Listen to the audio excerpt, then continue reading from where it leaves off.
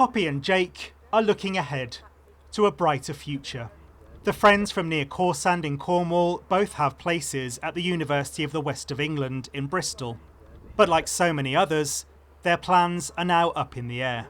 Most courses, they really rely on the lectures and they really rely on the teachers to tell them what they need to do or to teach them when it's applicable. And of course they can teach them online, but it's never the same as in person.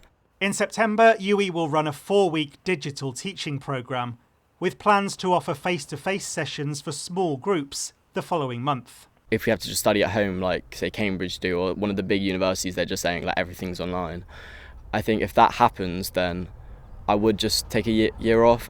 As for the other side of student life, freshers' balls and society parties may have to wait. I'm definitely going to uni, obviously to learn, but also for definitely for the socialising. You've got to find friends to find a house in the second year, and you just don't know if you're going to do that.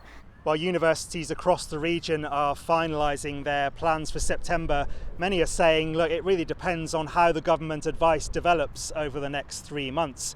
The University of Plymouth is one campus hoping to offer what they call blended learning, which is a mixture of online courses and some face-to-face lectures.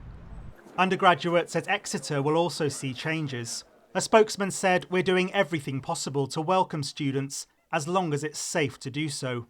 The University of Bristol is the latest to move all lectures online. It's not just about the lecture itself. For example, during the lecture, you tend to have time to ask questions or go up to the front in the break and ask questions to the lecturer.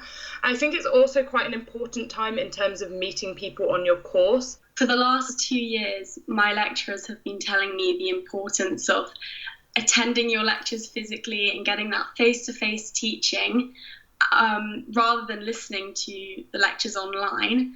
And now the university have come back to us and saying they're still delivering the same quality of teaching, so we still have to pay the same fees. I actually think it's a really good idea because I'm type 1 diabetic, so I've been quite worried about returning to university because of the increased death rates of diabetics. So I think that it's a good idea that they've offered an online solution for it.